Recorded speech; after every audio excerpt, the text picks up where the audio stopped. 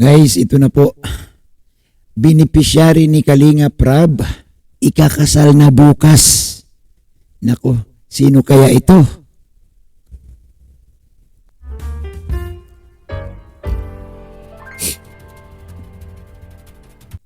Oy, magandang araw sa ating lahat, no? Sa solid Kalingap supporters. Magandang hapon din sa lahat ng ating mga taga-subaybay. Guys, ito na pag-usapan natin ngayon at gawa natin na reaction itong isa sa mga beneficiary ni Kalinga Prab na ikakasal na bukas, araw ng Sabado.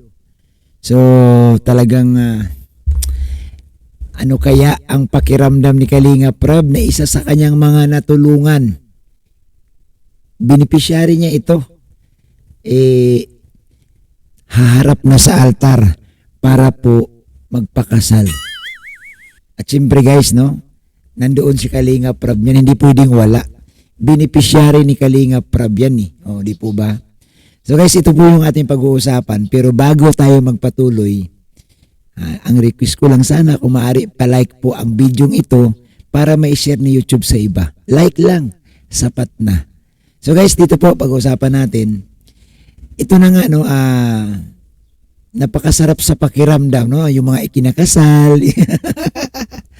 Yung mga ikinakasal diyan katulad nito, oh. Ay nako. So guys, mga katulad nito, guys, no? Ayan po, oh.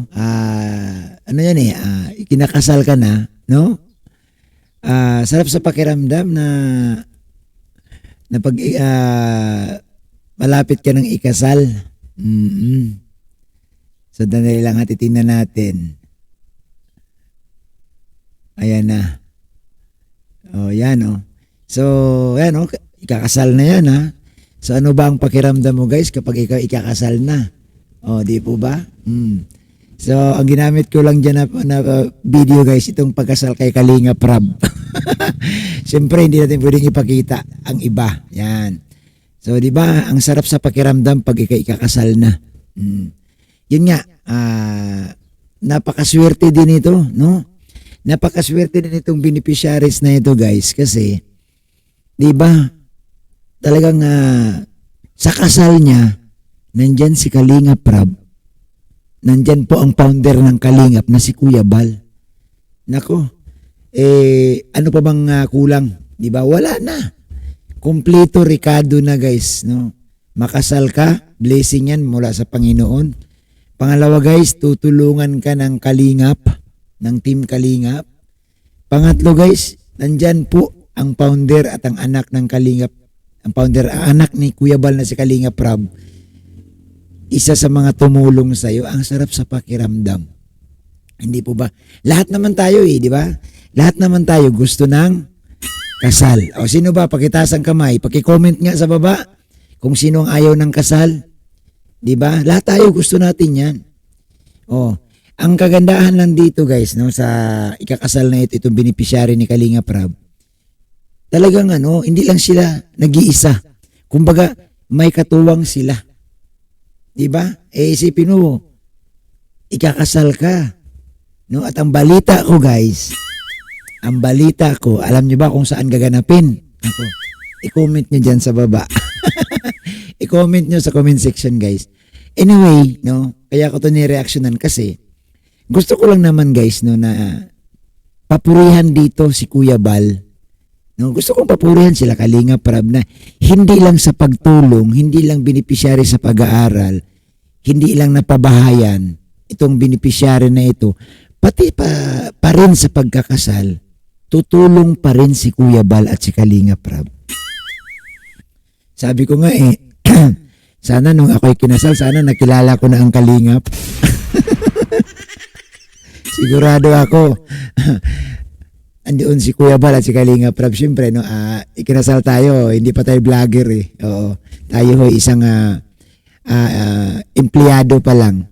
Pero ang pinakapunto ko dito, no, ang pagtulong ng Kalingap hindi napuputol sa pabahay eh.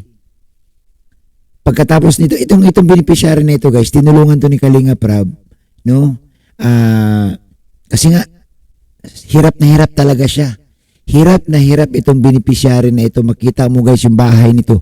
talagang nakatira ito, napuntahan namin to eh. Nakatira ito sa isang liblib na lugar. Alam mo ang nakakatakot? Itong beneficiary nito guys, pag galing sa school, uuwi sa kanila, maglalakad siya ng siguro 30 minutes. Ang lalakaran nito guys, napuntahan ko, walang kabahayan yung dadaanan. Sabi ko, delikado ito. Sa oras na mayroong mag-isip ng masama at harangin ito, na nakawan, kung ano pa ang gagawin. Kawawa kasi ang dadaanan niya talahiban at wala man lang kabahay-bahay. Ang bahay nila mula doon sa kalsada, 30 minutes na sa sulok pa at wala man lang madaanan na bahay. Kumbaga from sa highway, walang kabahay-bahay, maglalakad siya. Ang bahay niya nasa malayo pa. At ang bahay nito sobrang sirang-sira talaga as in. Kita mo na yung pag tumingala kang ganun, kita mo na yung araw eh. Oo, so mabuti na lang at natulungan siya ni Kalinga Prab. At ito na nga, no? Ito na nga ngayon na nabalitaan natin na, ako natutuwa, no? Ako tuwa talaga ako pag yung may narinig ako na ikakasal. Kasi ano yan eh, palatandaan po talaga yan na nagpapasakop ka, no? Sa biyaya ng Panginoon. Kumbaga mabasbasan ka. Mabasbasan ka ng Panginoon. Malaking bagay po yun sa mga nagsasama. Huwag nyo na pong isipin yung iba kasi ang sinasabi, magpapakasal tapos maghihiwalay. Bakit ba inuuna nyo agad yung hiwalay? Oh, ganun ang mindset ng iba ngayon nung nakakausap ko. Sayang lang bro, ang igagastos. Ha? Huwag kang manghinayang. Ang blessings nandyan. Kapag kasal ka, binubuhusan ka, inuulanan ka ni Lord ng biyaya. Kita nyo naman kita nyo ha. Pakita ko sa inyo. Kita nyo naman yung kasal na yan guys. Yung kasal ni Kalinga Prab, tinan mo naman yan. Tinan mo ngayon si Kalinga Prab, grabe ang biyayang natatanggap kasi nagpakasal sila eh. Nagpabasbas sila sa pangalan ng Diyos. Kumbaga tinanggap nila ang biyaya ng Panginoon. Kaya napakaswerte ni Kalinga Prab. Napakaswerte ni Jack Matubang. Diba? Sasabihin ng iba, wag na magpakasal. Sama-sama na lang, libin-libin. Ay, mali. Ako guys, mali yan. Hindi ako guys pabor. Sa totoo lang, hindi ako pabor. Wag niyo pong isipin yung hiwalay. Ang isipin ninyo yung papaano kayo mapag-isang dibdib. Di ba? Sino ito? Ayan, si Kalinga Prab. Sino to nagkakabit? Ang salamin ko. Uy! Kilala ko to si Kalingap Dan. Ayan. Hindi po ba napakasarap guys ng pakiramdam lalo na po, no, lalo na sa mga kababaihan. Pag tinatanong ko yan, talagang pangarap, isa yan sa pangarap ng mga babae guys na makasal, na maiharap mo sa altar. Oo, pangarap talaga yan. So, napakaswerte nitong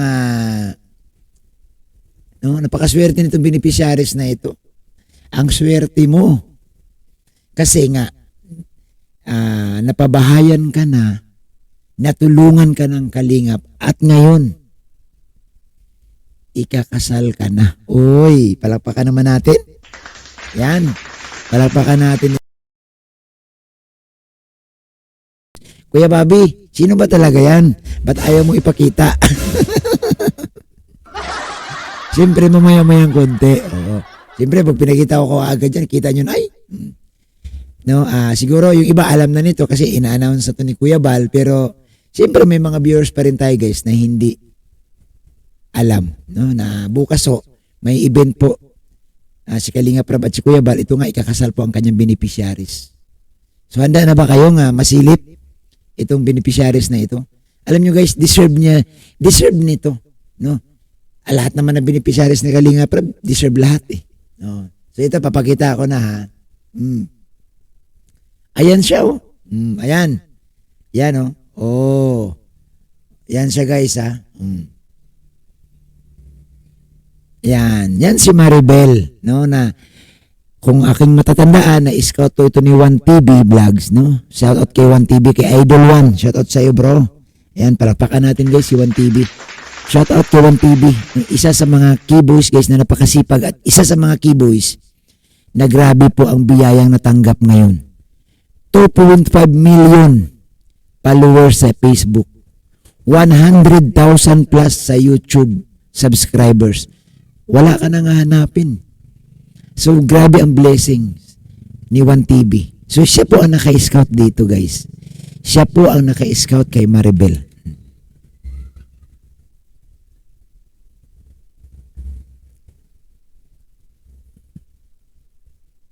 So, nakatira siya, guys, sa isang payak na bahay.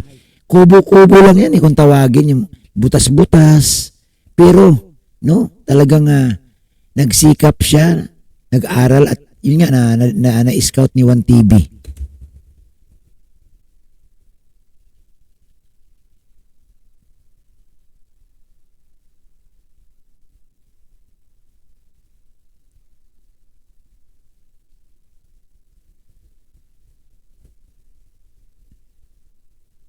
Yan, di ba? Talagang, alam mo, isa ito sa mga, isa ito guys, sa napakasimple, napakapayak na buhay. Alam mo, nung napuntahan ko ito, ikwento ko lang ng konti ha, huwag kayong masyadong magmadali. Alam mo, nung napuntahan ko ito, isa ako sa naawa din kasi sabi ko, alam mo anong kinaawa ko dito? Ang layo ng kanyang nilalakad at yung bang wala siyang kasabay, mag-isa. Sabi ko, how come, no, na mabuti hindi siya na-stress.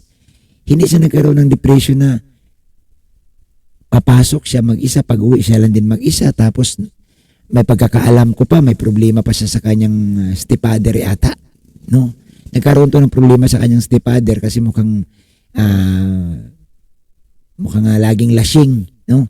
Laging lasing, at siyempre pag alam mo na pag lasing, mainit sa kanya, mainit sa kanila, di ba? Pero nagpakatatag ito, no? So, hanggat sa dumating ang punto guys, no, na ito nga, ikakasal na sila. Ayan, no.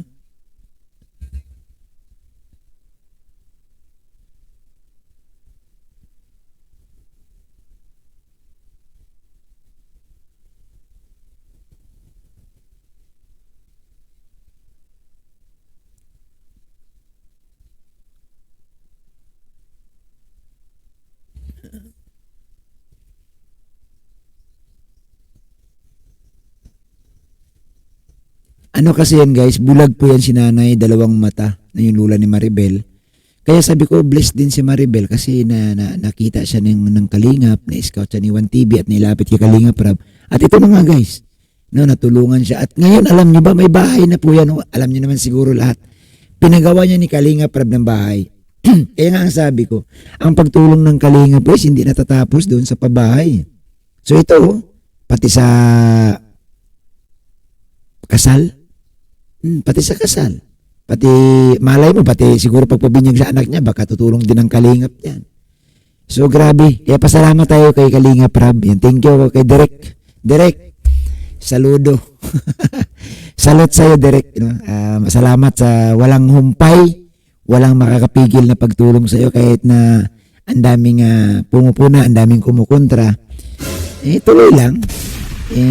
Alam mo, Derek Rab, isa lang kasi ang palatandaan dyan yung bang pag ikaw daw pinupuna at pinapansin, ibig sabihin umaangat ka na. At ibig sabihin din yan na pag iwanan mo na sila. Na pag iwanan mo na yung mga namumuna sa iyo. So tuloy lang, no? Normal po yan, Kalingap Rab, na isa-isang punto na kayo ho'y mababas, kayo ho'y pupunahin. Ganun man talaga ang tao, no? Kung may makitang gumagawa ng mabuti, sisilipan, di po ba? Normal yan So, masanay ka na. So, maraming salamat Kalingap Rab, kay Kuya Bal, maraming salamat din, no? Sa beneficiary nga ikakasal bukas. Ay, sarap sa pakiramdam, no? Makakapanood tayo, makakarinig tayo, makakita tayo na isa na namang beneficiary ni Kalingap Rab. Successful na naman ito kasi alam mo, ito yung pinaka-the best na blessings para sa akin. Para sa akin guys, ito yung pinakamatinding blessing na matanggap mo. Ang ikakasal ka sa tulong ni Kuya Bal at ni Kalingap Rab. Totoo lang. Ito guys, No? Kasi unang-una, wala ka na hingin. May bahay ka na eh. Oh, may ikakasal ka pa. Hindi po ba? So, swerte. No? Napakaswerte. Kaya, suportahan po natin si Kuya Bal, si Kalinga Prab sa kanilang mga ginagawa. So, maraming salamat sa inyong lahat. No, dito lang po muna magtatapos ang ating reaction. Isang beneficiary ni Derek Rab, ikakasal na bukas. Uy, makatikim tayong balat ng lechon. Ay, thank you po sa inyong lahat. Isang mapagpalang araw po, mga kababayan.